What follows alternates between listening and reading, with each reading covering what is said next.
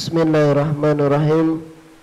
Assalamualaikum warahmatullahi wabarakatuh.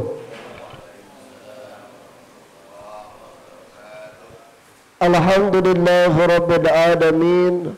Assalatu wassalamu ala asrafil anbiya'i wal mursalin Sayyidina Muhammadin wa ala alihi wa sahbihi ajmain.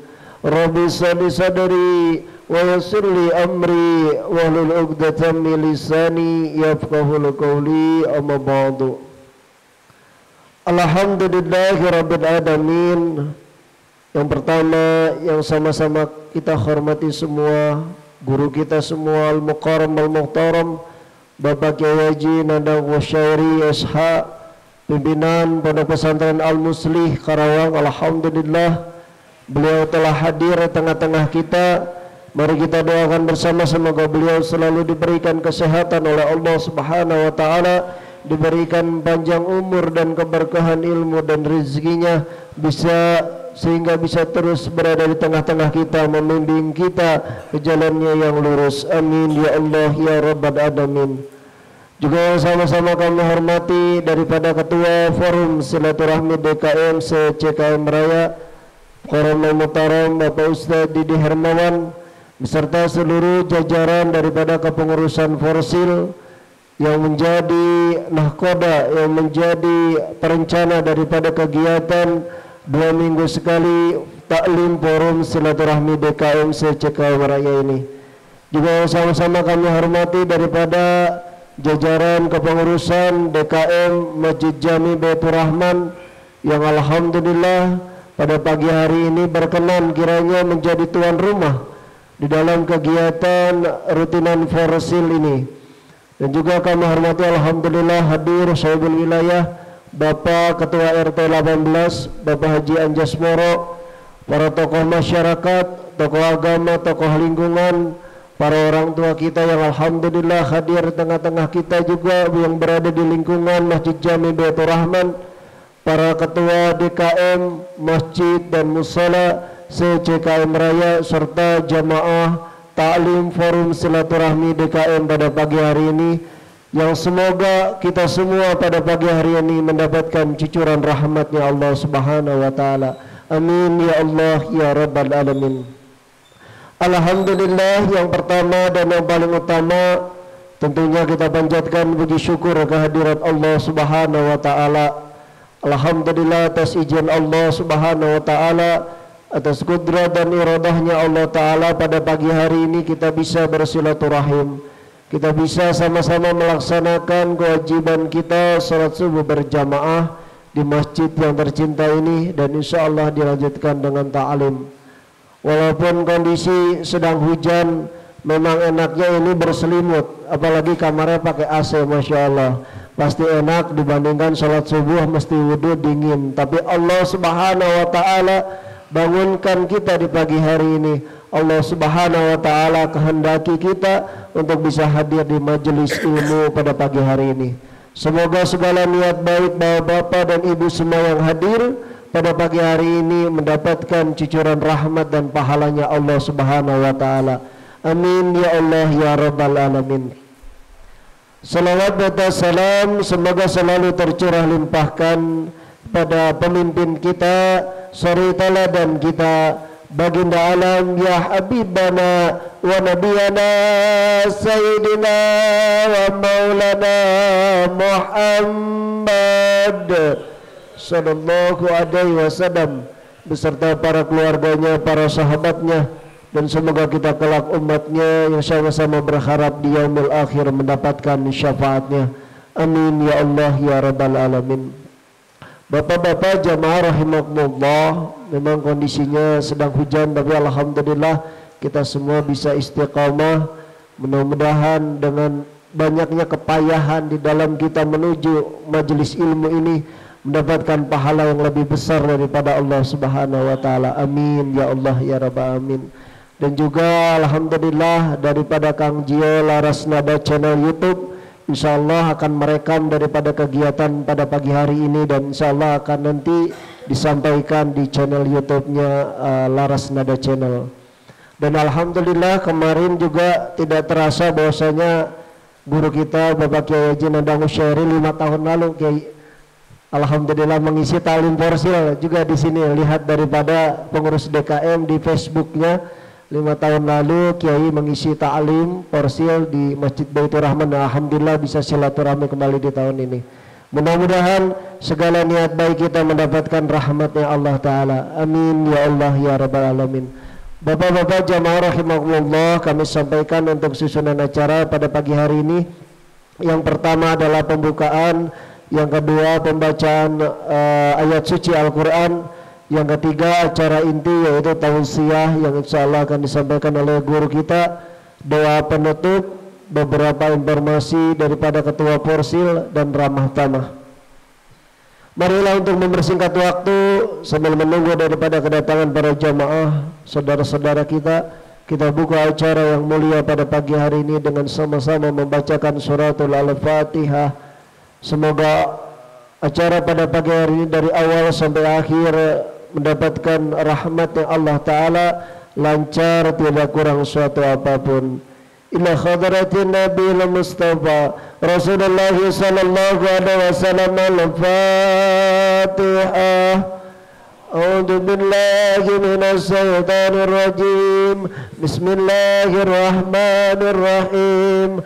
Alhamdulillahi rabbil alamin. Ar-Rahmanir Rahim. Maliki yaumiddin. Iyyaka na'budu wa iyyaka nasta'in. Ihdinas siratal mustaqim. Siratal ladzina an'amta 'alaihim ghairil maghdubi 'alaihim waladdallin.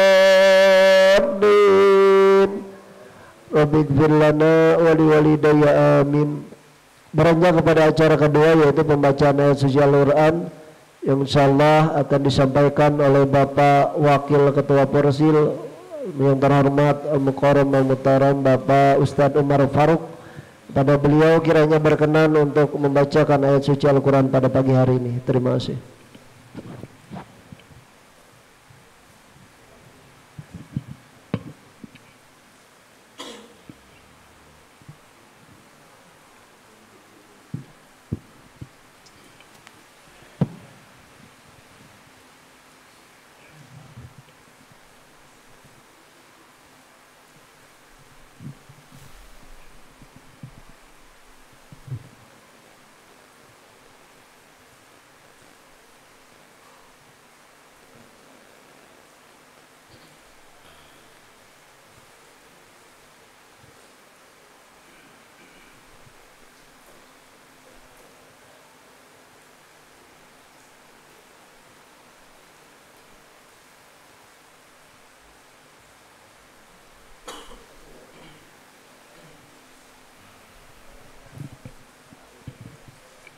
Bismillahirrahmanirrahim. Assalamualaikum warahmatullahi wabarakatuh.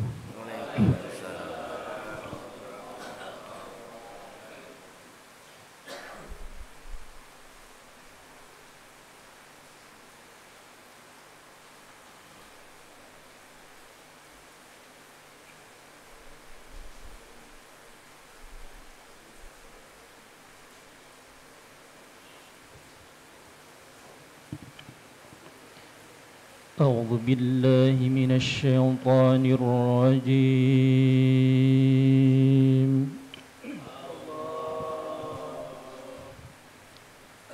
بسم الله الرحمن الرحيم.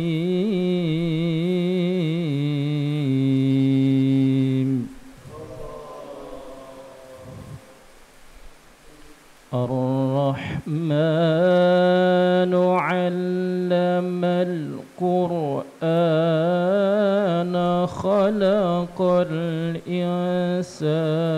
علمه البيان.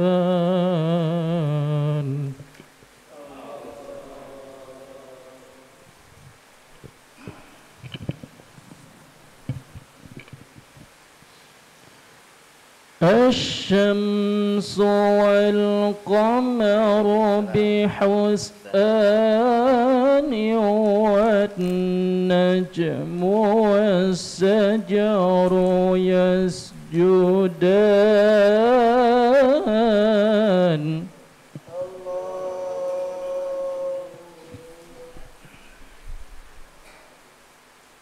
والسماء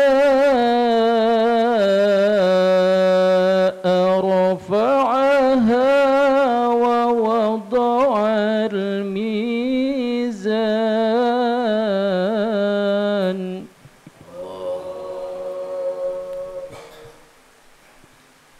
ألا تطغوا في الميزان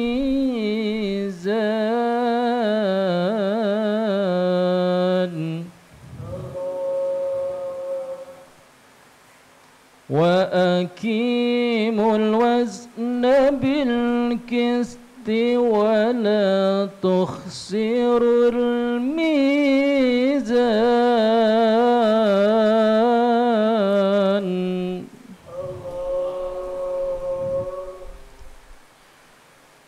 والأرض وضعها للأنام فيها فاكهة والنخل ذات الأكمام والحب ذو الأسف والريحان فبأي آلاء ربكما تكذبان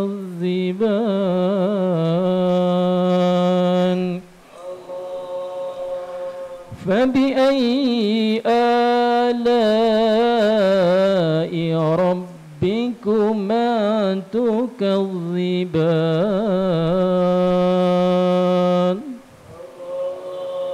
صدق الله العظيم.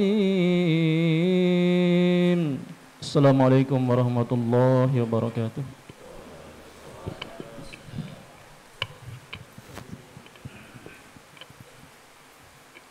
Alhamdulillahirabbil alamin, jazakallahu khairan katsira. Kami sampaikan terima kasih kepada Bapak Ketua Porsil yang telah membacakan kalam ilahi. Semoga mendapatkan cucuran rahmatnya Allah Ta'ala untuk kita semuanya. Amin ya Allah ya rabbal alamin.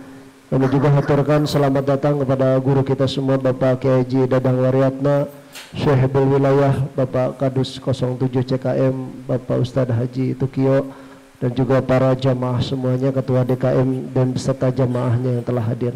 Alhamdulillah sampailah kita di acara inti, yaitu tausiah maudhu'ah hasanah yang insyaallah akan disampaikan oleh guru kita semua, Al-Mukarram wal Muhtaram, Bapak Kiai Haji Nandang Gusyairi, pimpinan Pondok Pesantren Al-Muslih Karawang. Kepada beliau yang terhormat, waktu dan tempat kami persilahkan.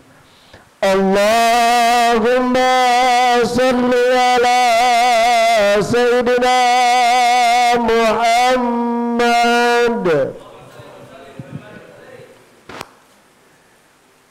Assalamualaikum warahmatullahi wabarakatuh. Alhamdulillahirabbil alamin wal 'aqibatu lil muttaqin wala 'udwana illa 'alal zalimin. Wassalatu wassalamu ala asyrafil anbiya'i wal mursalin Sayyidina wa maulana Muhammadin wa ala alihi wa sahbihi wa man tabi'ahu bi ihsanin ila yaumiddin, amma ba'du. Qala Allah Ta'ala fil Qur'anil Karim wa huwa asdaqul qailin, hafidhu 'alas salawati was salatil wusta. Wa qala ta'ala fa in tabu wa aqamus salata wa atuz zakata fa khallu sabilahum. Shadaqallahul azim. Hadirin yang dirahmati Allah Subhanahu wa taala, alhamdulillah pada subuh hari ini, tepatnya 12 Februari, dalam keadaan hujan yang begitu awet ya, dari sejak jam 10.30 tadi malam sampai sekarang mengguyur kota Karawang secara umum, kita masih diberikan hidayah, terutama taufik, sehingga masih mampu melaksanakan sholat subuh berjamaah. Kemudian juga masih diberikan kesempatan oleh Allah untuk melaksanakan taklim porsil yang diadakan setiap hari Minggu di sekitar CKM. Hadirin yang dirahmati Allah Subhanahu wa taala, pahala itu sebagaimana sabda baginda Nabi Muhammad SAW, al-ujra ala qadril masyaqat. Pahala itu tergantung besar kecilnya beban yang dipikul oleh setiap pelakunya. Kalau sekarang kita melaksanakan sholat subuh dalam keadaan dingin, dalam keadaan hujan, tetapi kita berusaha untuk melaksanakannya sekalipun ada uzur, sekalipun ada dispensasi untuk tidak sholat berjamaah, tetapi tetap kita laksanakan. Insya Allah, bahkan yakin pahalanya lebih besar daripada subuh-subuh yang lain yang dikerjakan. Kenapa? Karena ini bebannya begitu berat. Kemudian juga setelah itu kita melaksanakan ta'lim. Ini juga merupakan pahala yang tidak terhingga. Para hadirin rahimakumullah, mudah-mudahan subuh ini subuh yang memberikan tambahan barokah untuk kita semua. Hadirin yang berbahagia, dikarenakan bulan ini adalah bulan Rajab, momentum Isra Mi'raj, saya akan bahas kurang lebih sekitar yang bertalian dengan itu. Bapak sekalian, kita membaca firman Allah yang sudah sangat tenar sekali di kalangan umat Islam, terutama di dalam bulan Rajab, yaitu firman Allah surat Al-Isra ayat 1, Subhanalladzi asra bi abdihi.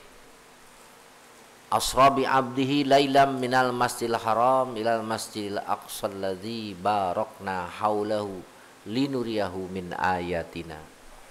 Innahu huwas samiul basir.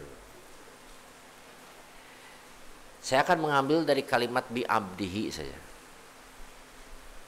Nah, para hadirin rahimakumullah, baginda Nabi diisrokan oleh Allah, yang mana Isra ini merupakan bagian dari salah satu mukjizat baginda Nabi yang terbesar setelah Al-Quran. Ya, kita tahu Al-Quran mukjizat baginda Nabi yang paling besar. Setelah itu adalah Isra. Nah, mukjizat ini adalah merupakan sesuatu hal yang di luar kebiasaan. Ya, jadi sehingga disebut luar biasa. Oleh karena luar biasa, diawali dengan subhana, kalimat maha suci. Ya. Bagaimana tidak disebut biasa? Karena menurut catatan para ahli sejarah, saat itu kalau pergi dari Mekah ke Palestina, Mekah merupakan tempatnya Masjidil Haram, Palestina tempatnya Masjid Aqsa, akan bisa ditempuh dengan kendaraan onta selama kurang lebih 3 bulan. Jaraknya sekitar 2000 km. Kalau naik pesawat sekarang mungkin sekitar 2,5 jam. Nah, perjalanan yang begitu jauh, yang saat itu ditempuh kurang lebih 3 bulan, namun baginda Nabi Muhammad SAW ya melaluinya dengan waktu lailan, dengan waktu kurang dari 1 malam. Kurang dari 1 malam, tidak 1 malam full. Kalau malam full itu kan dari maghrib sampai dengan subuh, itu lailan. Dari subuh sampai maghrib disebut naharon. Tapi beliau melaksanakannya lailan, kurang dari 1 malam. Jadi lailan qalilan, malam yang sedikit. Itu kalau ditafsirkan. Oleh karena itulah maka kejadian itu disebut luar biasa.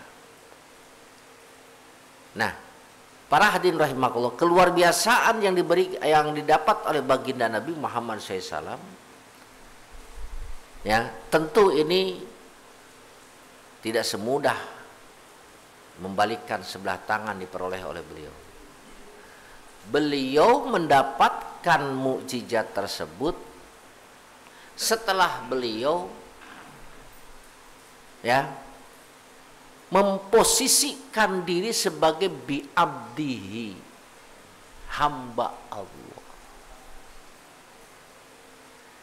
Jadi oleh karena beliau sudah menghambakan diri kepada Allah sampai kepada bi'abdihi, maka Allah asra, Allah angkat beliau, perjalankan di waktu malam tersebut. Ya, coba kita lihat bagaimana beliau sampai kepada level bi'abdihi itu, menghambakan diri kepada Allah Subhanahu wa ta'ala. Dalam satu riwayat, Siti Aisyah mengatakan bahwasanya Rasulullah SAW terlihat kakinya hatta waroma qadamahu, kedua kaki Rasul bengkak. Kenapa bengkak? Bukan karena seperti kita bengkak itu mungkin habis main futsal ketendang ya, lawan, sampai diurut oleh tukang urut. Di CKM tidak ada yang mampu, dibawa ke Bintang Alam, ada tukang urut profesional namanya Pak Haji Oni. Nah, bukan begitu, tetapi Rasulullah SAW bengkak kakinya karena sering banyak melaksanakan sholat. Siti Aisyah sedikit tanda kutip komplain itu ya, ya Rasulullah, engkau itu kan seorang makhluk, seorang Rasul yang sangat mulia, yang kalau tanda kutip punya dosa, tapi dipastikan beliau tidak punya dosa. Allah ampuni, dan Allah pun sudah akan memposisikan engkau di akhirat nanti masuk ke dalam surga Firdaus, surga yang paling tinggi. Tapi ngapain sholat begitu lama ya, sampai-sampai kaki bengkak? Sekurang sudah mana-mana penting sih, tenang we lah gitunya.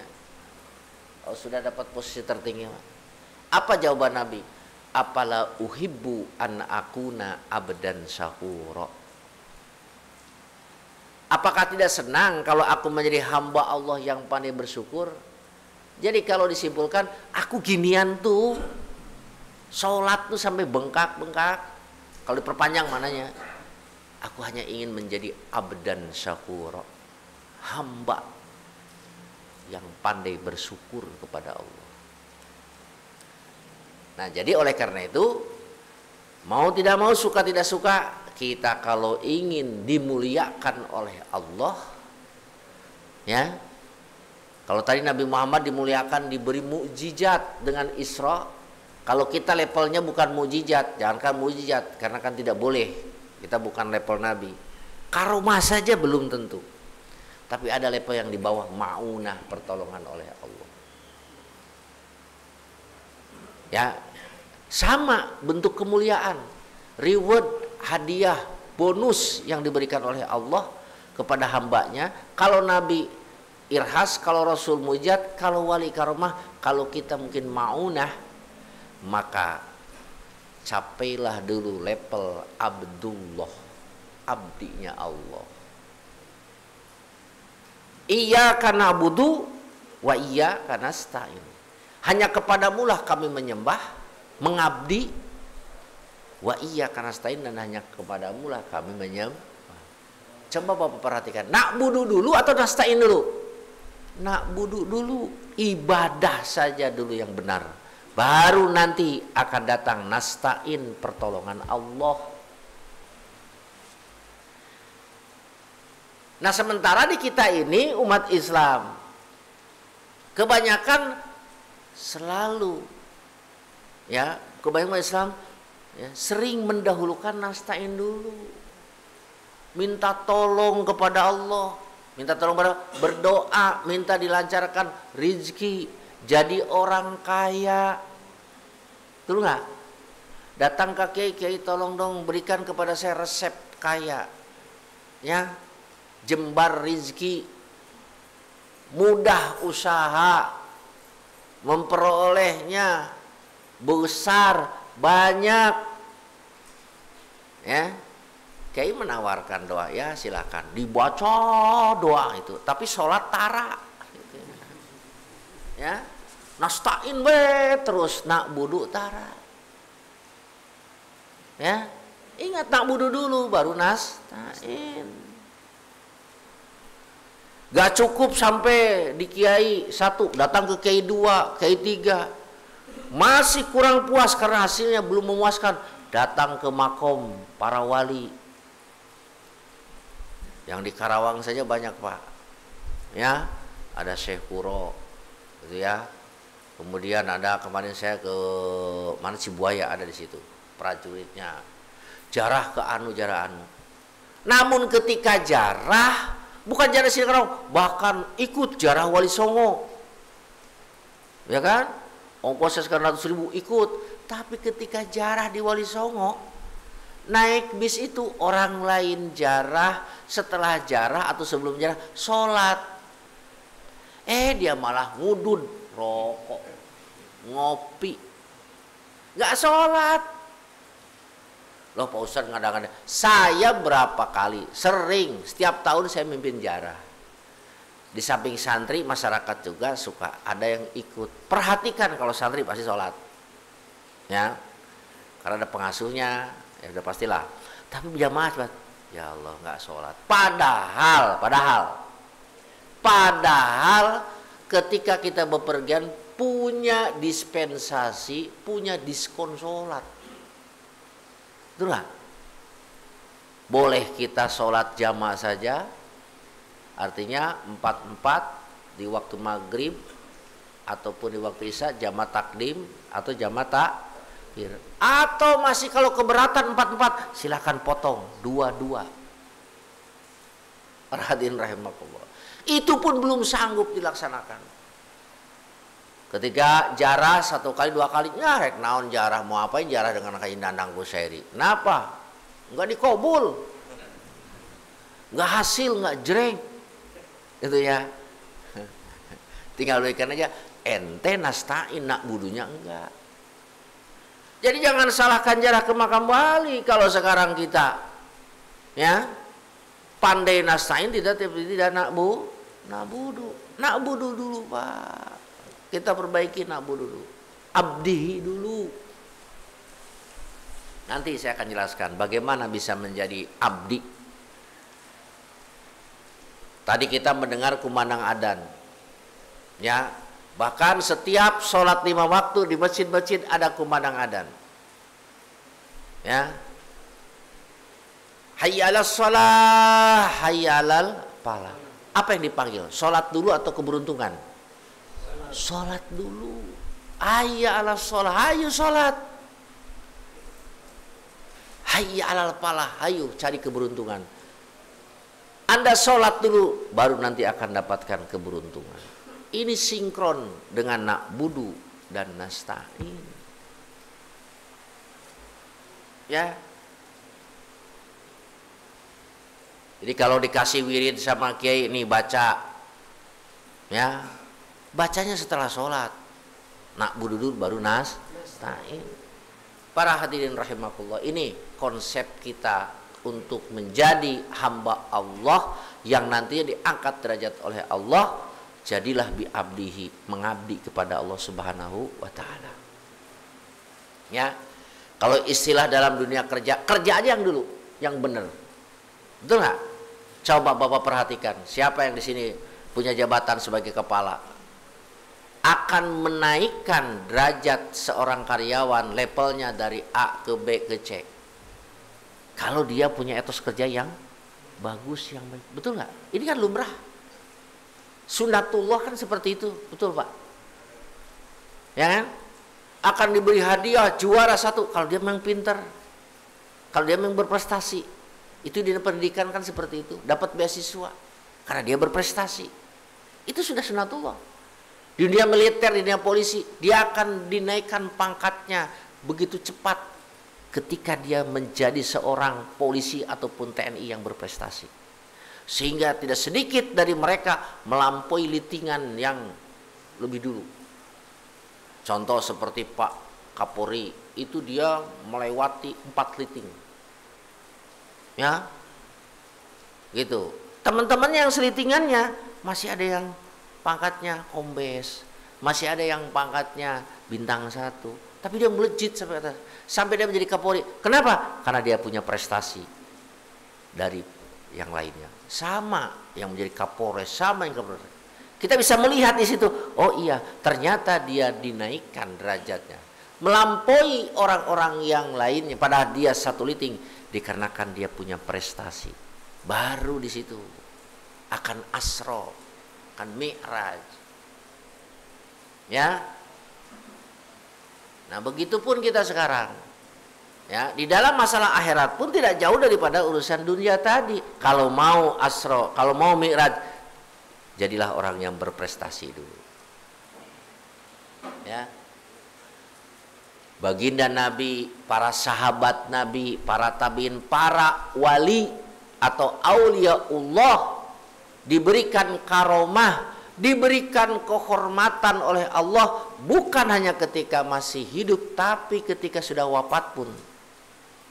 Itu makam auliaullah, kekasih-kasih Allah, ramai oleh orang diziarahi. Betul nggak? Bahkan bukan hanya memberikan manfaat untuk dirinya dengan mendapatkan kiriman hadiah Fatihah ila hadrati anu ila hadrati, orang-orang yang di sekitarnya pun mendapatkan kehidupan. Ya kan? Coba jarah ke mana yang ramai, Wali Songo yang terdekat dari kita, Sunan Gunung Jati. Berapa ratus lapak yang ada di situ yang mendapatkan cipratan rezeki dari orang yang sudah wafat puluhan atau mungkin ratusan tahun yang lalu. Datang ke pemijahan, Bapak sekarang kalau datang ke pemijahan, ya, itu sangat berbeda dengan dulu saya waktu mondok di Tasik tahun 83. Itu Pak, dari makam ke guha itu masih sawah, kosong, sawah. 80-an, 70-an ke sana apalagi sepi. Tapi sekarang berapa ratus warung, berapa rumah penduduk yang menyewakan penginapan, berapa rezeki yang diperoleh tukang patromak. Itu kalau orang sudah bi'abdihi, dia menyebarkan kebaikan kepada siapa? Kepada orang lain juga. Jarah ke makam wali Sunan Gunung, Sunan Kalijaga, kemudian jarah kemana Sunan itu Kudus, terus kemana ke Sunan apa? Dari Kudus terus ke ini Sunan Muria, Gunung Muria kan. Tuh saya pernah tuh sama orang itu tuh jalan kaki, ngos-ngosan, ya, sama orang Peci Putih naik ke Gunung Muria, ngos-ngosan sampai saya mau digendong sama dia Pak. Yang pertama kali itu jarah ke situ Pak. Ternyata banyak orang yang dapat hidup, mencari kehidupan dari orang apa. Itulah karomah yang diberikan orang. Datang ke makam Gus Dur, konon per bulan itu hasil ya kotak amal dari orang-orang jarah bukan puluhan juta, ya, ratusan juta, bahkan miliaran, dan itu dibagikan kepada fakir miskin yang ada sekitarnya. Tidak, bukan untuk pesantren tapi untuk orang-orang sekitarnya. Itulah orang yang kalau sudah mencapai mau kita seperti itu, ya, bukan sekedar mau-mauan, tapi harus menjadi apa? Level bi'abdi. Nah, bagaimana untuk bisa menjadi level bi'abdi? Kalau ingin menjadi orang yang sampai kepada level bi'abdihi, ibadahlah yang benar. Kan abdun itu seakar dengan ibadah. Jadi kalau Abdullah, hamba yang mengibadah kepada Allah. Satu, ibadah yang benar. Ya. Dua, ibadah yang bagus. Tiga, ibadah yang baik. Ibadahnya harus benar, harus bagus, harus baik. Insya Allah kita akan menjadi Abdullah, hambanya Allah, yang nantinya Asra Mi'raj kesananya. Nah, seperti apa ibadah yang benar? Ibadah yang benar, ibadah yang selaras dengan orang yang nyuruh ibadah kepada kita. Siapa yang nyuruh ibadah kepada kita? Allah, Rasulullah Sallallahu Alaihi Wasallam. Nah, ibadah yang sehari-hari yang berhubungan dengan Isra Mi'raj adalah sholat. Sholat aja. Jadi kalau kita ingin menjadi Abdullah melalui sholat, sholat yang benar. Bagaimana sholat yang benar? Gunakan tuntunan dari tuntutan dan tuntunan dari Allah dan Rasulnya. Ya. Bagaimana sholat yang benar? Ya sesuai dengan itu tuntunan dan tuntunan Allah dan Rasulnya. Ketika kita sholat, Bapak sekalian, saya mengutip apa yang disampaikan oleh Syekh Nawawi, bahwa sholat itu yang benar adalah sholat yang sesuai seperti bentuk fisik manusia. Ya. Bagaimana manusia? Satu, ada ruh di manusia itu. Yang kedua, ada kepala. Yang ketiga, ada organ tangan dan kaki. Yang keempat, ada aksesoris, rambut, kumis, janggut. Ya kan? Kita lihat dulu, apa ruh? Dalam jasad itu kita bisa mengatakan bahwa ruh adalah peran penting. Betul nggak? Sehebat apapun, setampan apapun, secantik apapun manusia, kalau tidak ada ruhnya, siapa yang pengen selalu berdekatan dengan dia? Pasti tidak ingin. Betul nggak? Bapak cinta istri, cinta anak, tapi ketika ruhnya sudah dicabut oleh Allah Subhanahu Wa Taala, secinta apapun dari istri, yakin tidak ingin selalu bersama dengannya. Bahkan jangankan ketika hidup, masih sudah mati, hidup aja masih cari-cari bagian 1, 2. Ya, cuma sayang, sama dengan saya, penakut. Bukan kemampuan, tapi penakut. Ya. Bagaimana mau nambah, pulang telat aja dibentak sama istri langsung menciut. Ya kan? Apalagi kalau istri sudah ngomong pokoknya, udah. Kalau pokoknya sudah keluar, ampun dah, nggak bisa bergerak. Ya. Ruh, kita kembali pada ruh.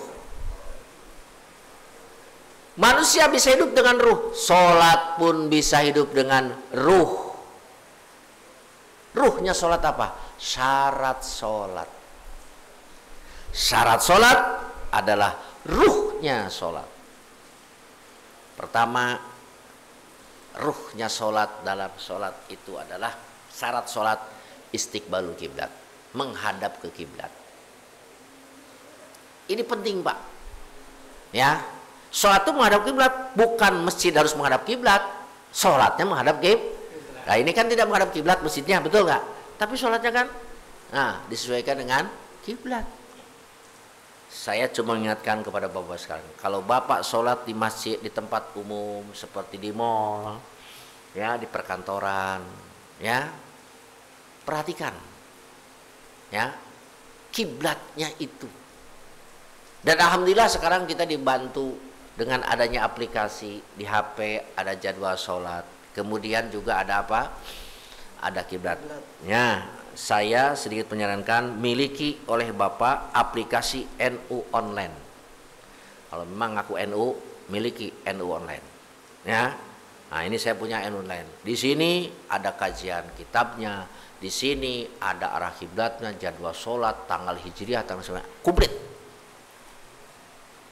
Jadi kalau sholat gimana? Wah, ini sholatnya gimana ini? Menghadap kiblat atau tidak? Atau nginep di hotel? Tinggal ini aja kompasnya. Oh iya, ini arah kiblat. yang kedua menutupi aurat. Hati-hati, saya cuma mengingatkan, tidak sedikit, ini sesuai dengan sabda Nabi, nanti akan datang masa kepada umatku, yusalluna walam yusallu, yusalluna, mereka itu sholat tapi sebenarnya mereka tidak sholat. Coba gimana? Sholat tetapi tidak sholat.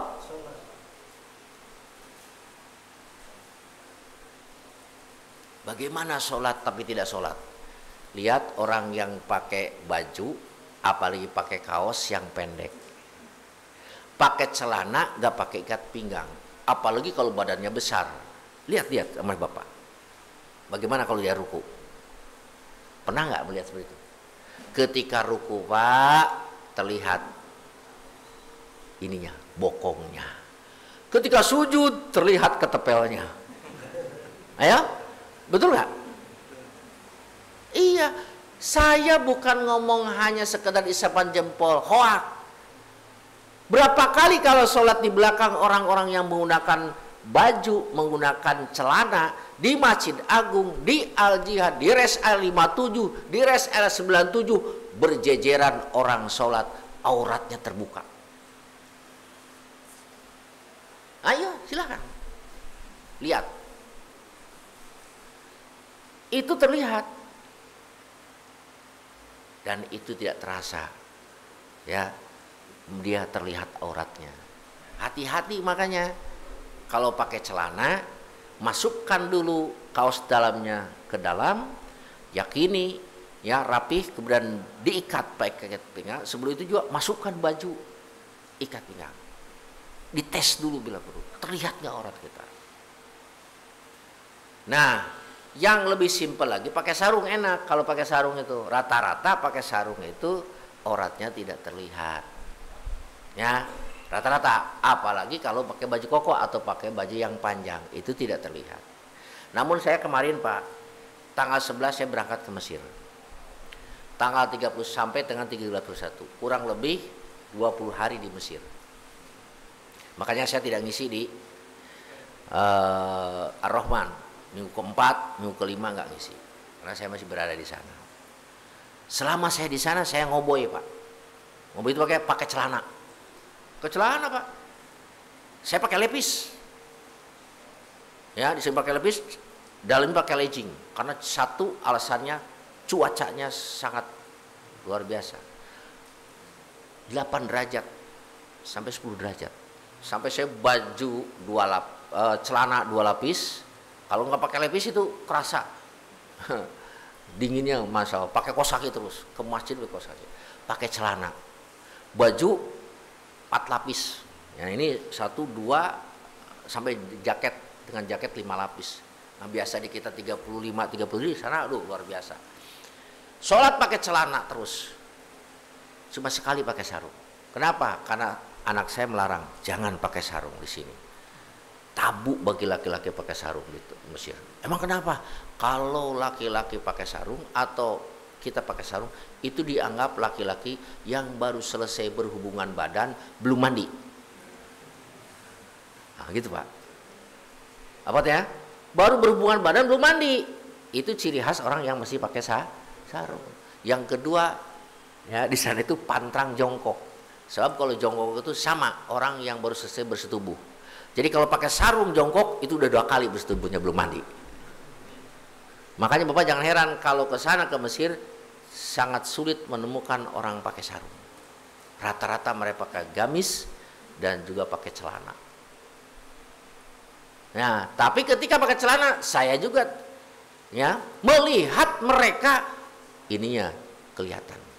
Nikmat di Indonesia mah pakai sarung. Makanya hidup sarung. Ya. Itu iya, satu sarung itu praktis makanya ya, kemudian ekonomis ya. Kalau orang Jawa bilang atis ya, apa tiis, orang sudah bilang tiis, dingin. Jadi kalau gerah kan tinggal dikipas-kipaskan aja kan. Isis ya itu. Agamis lagi, agamis kan, sarung itu hanya dipakai, biasanya dipakainya identiknya dengan sholat, syukuran, ya kan, PHBI. Tapi kalau ke diskotik mana ada yang pakai sarung? ya kan? Jarang, bukan nggak ada. Ya. Nah gini Pak, ibadah yang benar, tutupi aurat, rapihkan aurat kita. Kemudian setelah itu bukan hanya aurat kita, suci dari hadas kecil dan hadas besar.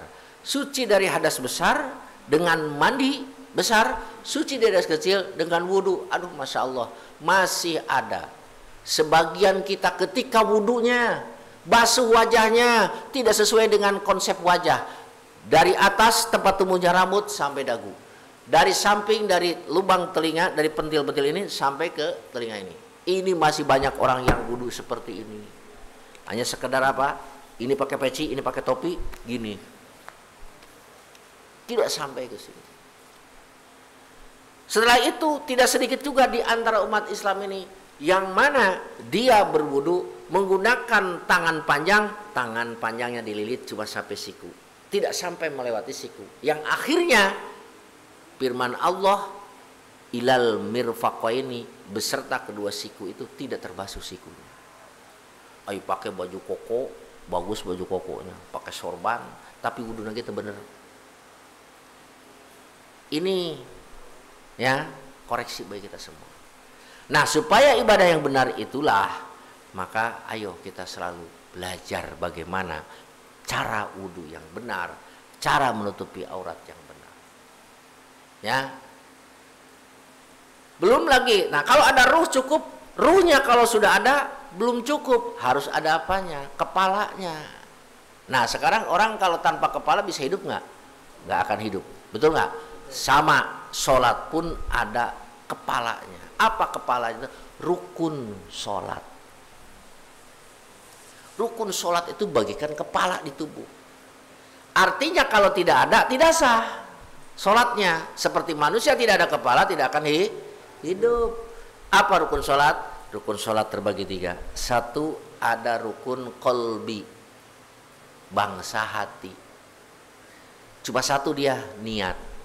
Makanya ketika sholat, saat kita takbiratul ihram, isi hati dengan niat usolli fardhu zuhri, usolli fardhu asri, fardhu maghribi, usolli fardhu isya'i, usolli fardhu subuhi. Kalau dalam bahasa fikih, ya dalam kitab-kitab fikih, qasdu fardiyah ta'yin namanya. Isi itu. Bagaimana kalau tidak niat? Dia cacat, rukunnya tidak ada. Ya. Yang kedua rukun kauli. Rukun kauli takbiratul ihram. Ya. Kemudian apa lagi? Fatihah. Kemudian apa lagi? Baca sholawat kepada baginda Nabi Muhammad SAW. Kemudian tasyahud akhir. Yang keempat, yang kelima membaca salam. Baca takbir Allahu Akbar yang benar. Ulah kalau seorang priang Allahu Akbar, Allah deh. Allahu Akbar. Baknya jangan dipanjangkan. Allahu Akbar. Jangan Allahu Akbar. Artinya lain itu. Bedug besar kalau Akbar. Ada lagi seperti takbiran Allahu Akbar, Allahu Akbar. Ayo, ada wawunya kan? Gak boleh. Pelajari itu takbirnya. Allahu Akbar. Suka ada Allahu. Allahu itu ada wawu. Mantobi'i berarti menambah satu huruf. Itu juga tidak benar. Atau wawunya diberi harokat Allahu Akbar. Itu juga salah. Ya, pelajari kitab Sapinah kalau di dalam bahasa pesantren itu ada tata cara. Kemudian lagi pada Fatihah. Fatihah pun hati-hati kita baca dalam Fatihah 155 huruf, termasuk di situ tasdidnya ada 14 tasdid Bapak sekalian. Ya, dalam mazhab Syafi'i la sholat liman lam yaqra batil kitab, tidak sah orang yang tidak membaca Al-Fatihah. Kecuali makmum masbuk, ya, masbuk Fatihah yang tidak keburu untuk baca Fatihah pada saat imam berdiri, dia boleh meninggalkan bacaan Fatihah ketika dia tidak ada kesempatan untuk membaca karena dia makmum masbuk. Tapi kalau imam sholat sendiri makmum muwafiq itu tetap harus baca Fatihah. Ketika kita baca Fatihah, perhatikan hurufnya, perhatikan tasdidnya. Ya Pak ya. Terutama tasdid, ketika tasdid itu tidak dibaca, maka hilang satu huruf. Kalau hilang satu huruf, hilang satu ayat. Hilang satu ayat, maka secara keseluruhan tidak dibaca. Batal deui Fatihah kita, batal lagi sholat kita. Puluhan tahun seperti itu terus nggak terasa. Padahal sholat kita, Fatihahnya tidak benar. Ya. Bismillah satu, Hirrahman Nirrahim 3, Alhamdulillah 4, Rabbil Alamin 5, Ar-Rahman Nirrahim 7, Maliki Yaumiddin 8, Iyyaka na'budu 9, wa iyyaka nasta'in 10, Ihdinas sirat 11, Siratal mustaqim, Siratal ladzina an'amta alaihim ghairil maghdubi alaihim waladdallin. 14, tidak boleh kurang huruf, tidak boleh hilang satupun tasdid. Apalagi dalam iyyaka, oh itu bisa parah, artinya beda. Iyyaka na'budu, hanya kepadamu kami menyembah. Tapi kalau tidak pakai tasdid, iyyaka na'budu, hanya kepada cahaya matahari kami menyembah. Ayo, parah. Ya, terus tambah lagi sholawat. Ini juga bagian rukun qauli. Ya, sebelum sholawat tasyahud akhir. Tasyahud akhir itu pun harus diperhatikan tasdidnya. Ya, at-tahiyyah, ulah at-tahiyyatul mubarakatus salawatut thayyibatu lillah. Assalamu alayka ayyuhan nabiyyu wa rahmatullahi wa barakatuh. Assalamu alayna wa ala ibadillahis salihin. Ashhadu an la ilaha illallah wa ashhadu anna muhammadar rasulullah. Tasdidnya 21. Jangan hilang satu. Karena itu rukun. Kemudian baca sholat Allahumma sholli ala Muhammad, minimalnya. Itu juga Allahumma sholli 2, Muhammad 3 tasdidnya. Tidak boleh hilang. Baca salam, ulah disarwakeun disamain dengan Assalamualaikum. Ada tasdidnya, Assalamualaikum. Rukun qauli sudah terlaksana, awas ada syarat. Dalam rukun qauli, apa syarat rukun qauli? Harus terdengar oleh kita. Makanya bacanya jangan bisik-bisik. Harus terdengar. Bismillahirrahmanirrahim. Alhamdulillahirabbil alamin. Arrahmanirrahim. Malik. Minimal terdengar. Kalau tidak terdengar oleh kita, berarti kalimat itu cacat. Ulang lagi. Harus terdengar. Kecuali ketika Bapak bekerja di pabrik, mesinnya bising sekali kan. Ah, itu saya pernah ke mana tuh ya. Wah, Masya Allah, ngomong aja teriak-teriak. Mana yuk? Ah, kecuali begitu, kita merasakan baca Fatihah. Ini Pak jangan dap sepele. Kemudian dari situ apa? Nambah lagi. Di dalam tubuh ini ada yang disebut dengan organ yang bukan penyempurna, bukan penentu hidup, tapi penyempurna hidup. Tangan dan kaki. Apa itu? Oh ya, belum kelewat tadi. Ada rukun bangsa perbuatan. Berdiri, ruku. Alhamdulillah, Pak Ustadz. Kita mah di Indonesia, sholat tuh bisa berdiri secara sempurna. Saya tidak melihat di Indonesia, di masjid-masjid ada kursi yang berjejer. Tapi di Mesir, Pak, masjid besar itu atau masjid kecil ada 1-2 baris kursi. Untuk siapa itu? Untuk orang yang badannya besar-besar, nggak kuat untuk berdiri. Di kita mah badan kecil-kecil bisa berdiri kan? Iya, di sana ada kursi duduk. Allahu Akbar. Disediain Pak di Masjid Husain, di Masjid Imam Syafi'i, ya, Masjid Al Azhar. Itu ada kursi khusus untuk orang-orang yang badannya ya 120-130 ke atas. Karena kalau mereka maksain berdiri gemeteran, ketika rukunya nggak bisa jungkir Pak. Betul, saya nggak bohong. Silakan Bapak tuh, kalau punya uang ke sana.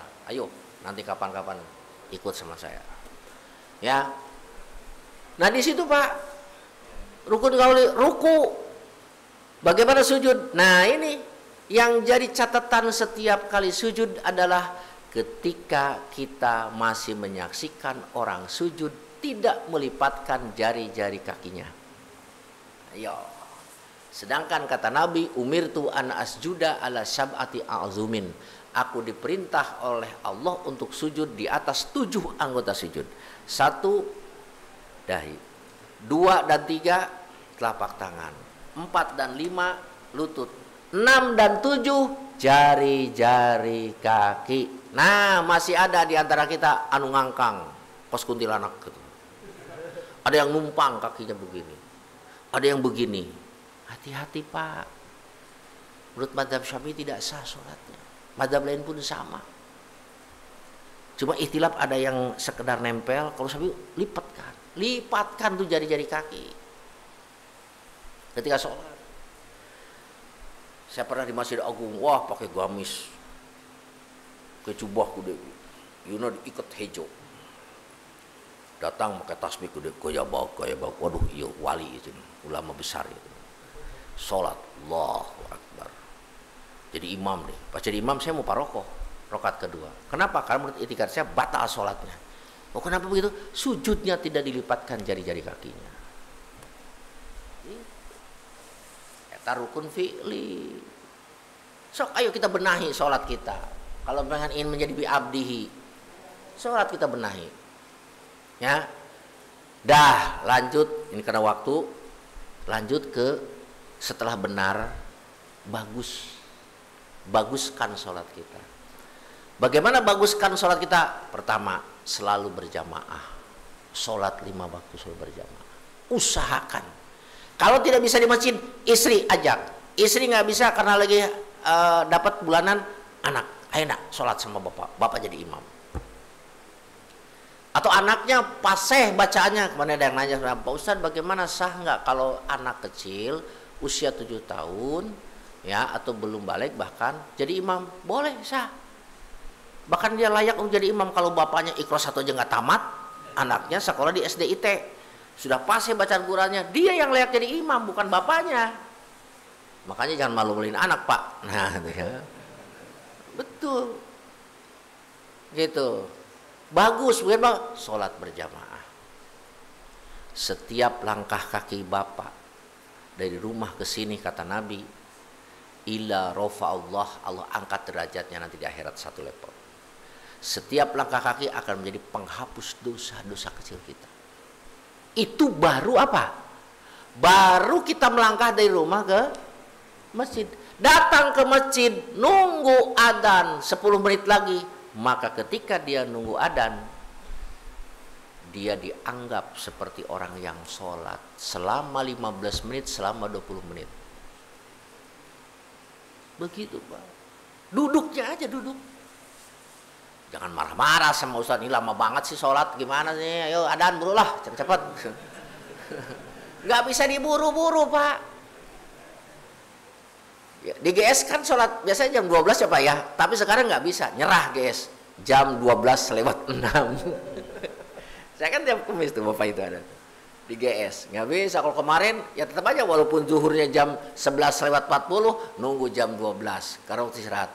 Tapi ketika bel jam 12 belum masuk waktu, tunggu sampai jam berapa? 12:06. Itu berjamaah. Ya. Berjamaah Pak. Ini salah satu daripada kalau kita sekarang gembor-gemborin menegakkan syariat Islam.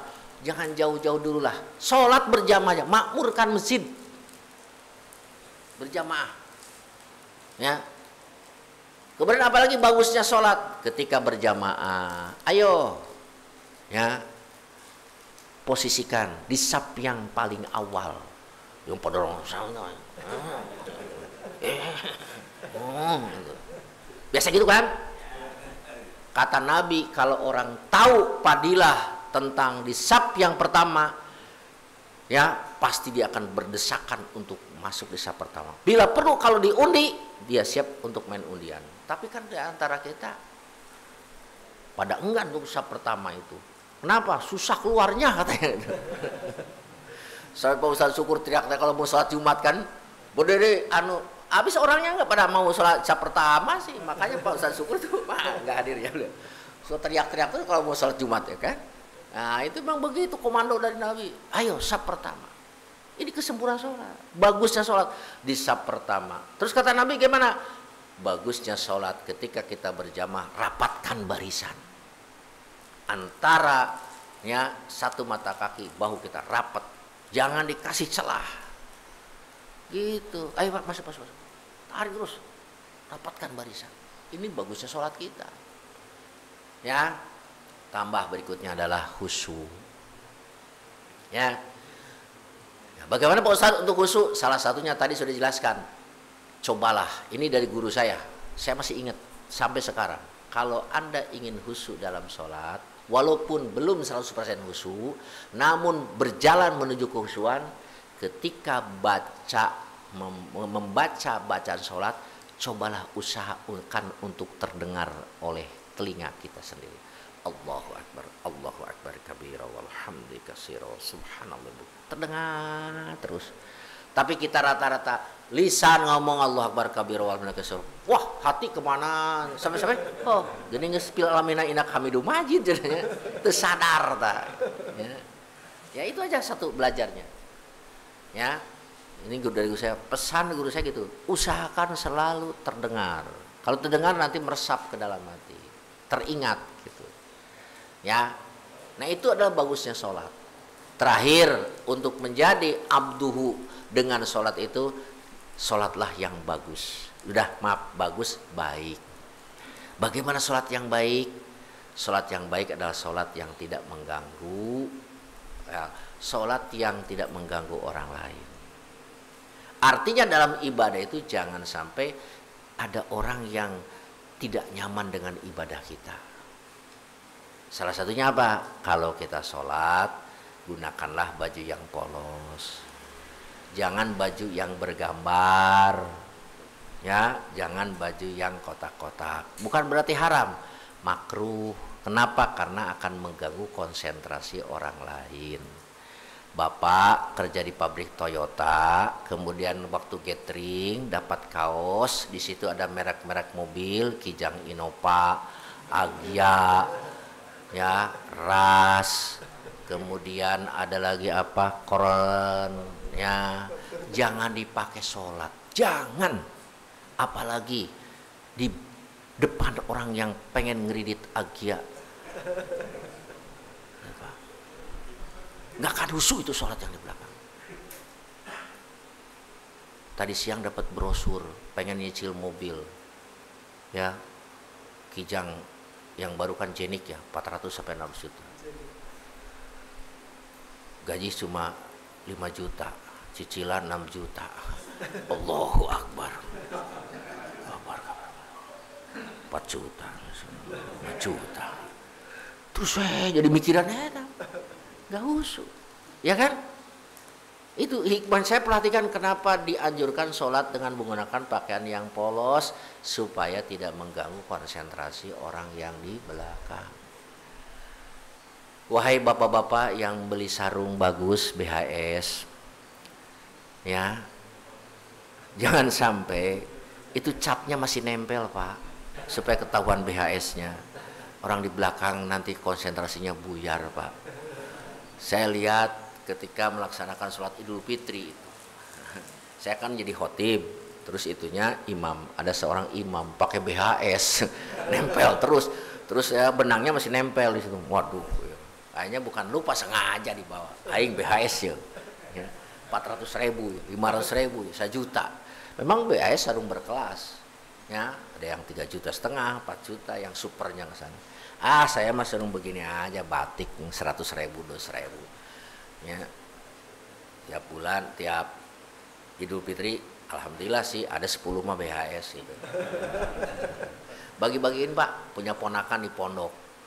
Ada berapa anak yang di pondok, ponakan yang di pondok. Saya udah punya anak laki-laki, punya ponakan ada 4. Biasa kalau Ramadan, bilangnya wah BHS. Ya sok tak, asal mondok sing bener.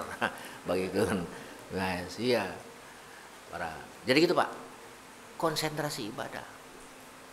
Terus lagi kalau jadi imam, tambah lagi kalau jadi imam, kata Nabi, idza amma ahadukum falyuhib, apabila kamu jadi imam ringankanlah. Fa inna fihi mudhaif, karena di belakang itu ada makmum yang lemah, wal marido ada yang sakit, wal kabiro ada orang yang sudah tua. Jadi orang itu jangan lama-lama, rukunya jangan dibaca 11, cukup 3 aja. Tadi kan, alhamdulillah nyaman. Sujudnya subhanarabbiyal a'lanya 3 saja, nggak usah 11. Suratnya nggak usah panjang-panjang, cukup juz amma saja dibacanya. Ya, apalagi kuliah dan kulhu. Apalagi kalau di PTU laku banget ya, yang pendek-pendek. Saya kalau baca Jumatan Pak, Sabihis dan Hal Ataka diprotes. Jangan Pak Ustadz, walaupun itu sunnah. Kenapa? Kami ini cuma ada waktu kurang lebih 20 menit lagi, belum makan, belum ngerokok, jadi nggak keburu masuk ke lain. Makanya kasih toleransi kalau di PT. Khutbah simpel 7 menit saja. Kenapa? Karena Nabi kanat sholatu qasdan wa khutbatu qasdan. Nabi itu kalau khutbahnya sederhana, sholatnya sederhana. Kalau lama-lama khawatir Pak makmum yang di belakang, yang tadinya tidak suka batuk jadi batuk dedekan. Dehem. Habis salam ngedumel, ya kan? Goblok tak imam. Nah, keluar. Pokoknya saya nggak sholat lagi situ. Kalau imamnya dia, kan ngancem. Akhirnya kalau masuk masjid, si eta imamnya. Enggak, jadi keluar lagi. Enggak jadi sholat kan? Karena apa? Imamnya begitu. Tapi kalau imamnya simpel-simpel, alhamdulillah laku Pak. Ya, gitu. Ini memang Nabi itu begitu. Ingat, Nabi ya tidak menyuruh sholat panjang, tapi Nabi memprotes juru. Ya, Nabi justru memprotes orang yang sholatnya kelamaan, kepanjangan. Nabi tidak menyuruh sholat kita untuk lama-lama, tetapi Nabi justru sebaliknya memprotes orang yang sholatnya lama. Saya jamin hadisnya ada. Idza amma ahadukum falyuhib. Ya, jangan seperti Masjid Anu Pak. Ada tuh saya jadi khotib Jumat. Tapi ketika sholat Jumatnya saya di makmum. Itu makmum sempoyongan begini Pak. Set. Aduh, imamnya suaranya bagus, dikorikan lagi. Bismillahirrahmanirrahim. Baca wailul. Wah, kayaknya orang itu habis mandi, setelah mandi makan. Makan yang enak. Ya udah, ruangan pakai AC. Nah, ya alhamdulillah, saya ini alhamdulillah di PT di mana masih dipakai khotib. Saya kalau nggak dipakai keluarkan Pak. Wah Pak Ustadz itu sangat dipakai oleh kami. Kenapa? Bukan isinya katanya, apa? Simpelnya. Gitu aja, simpelnya. Karena tahu, saya pernah Pak khutbah di Samo. Udah bubar kan Samo? Ada mantan PT Samo yang depan Peruri itu. Ketika saya sholat Jumat di situ, DKM-nya mengumumkan, saudara-saudara kalian, mohon maaf, saya mohon sekali kepada Bapak, jangan sampai insiden Jumat kemarin terulang kembali di Jumat sekarang dan berikutnya. Waduh, ada apa nih? Nah, saya tanya-tanya, beres Pak, ada apa? Itu Pak, ada insiden ketika khotib khutbah ada yang teriak, lapar, lapar. Bener Pak. DKM-nya Pak Karna, orang Cidomba. Pas didik siapa? Aduh Pak, saya malu nunjuknya. Siapa? Pas nunjuk teh santri saya lagi, santri ngalong. si A, itu Pak tuh jalan mana? Waduh, ini malu-maluin saya nih. Waktu itu saya belum punya pesantren santri mukim. Ini taslim juga belum ada. Kenapa kamu maluin? Habis dia menjelaskan ciri-ciri orang takwa. Ada 5. Jam 12:30 baru 3, 2 lagi. Sedangkan jam 1:50 kan harus sudah ada di land katanya. Makanya semoga kita termasuk orang yang bertakwa. Lapar. Kita teriak begitu Pak. Sholatnya lama lagi. Selesai sholat jam 1:30 atau assalamualaikum, assalamualaikum. Perut pada lari semua orang Samo itu.